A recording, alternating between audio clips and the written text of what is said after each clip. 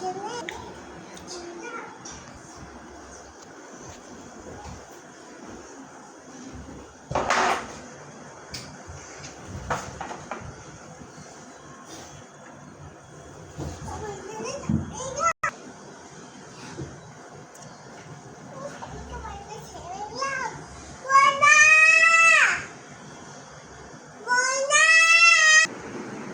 তো মনে হয় সাইফার গুলো মনে হয় ব্যথা পেয়েছে। আরে এটা তো মনে হয় সাইফার। আরে বোন উঠো উঠো, তুমি কোথায় ব্যথা পেয়েছো?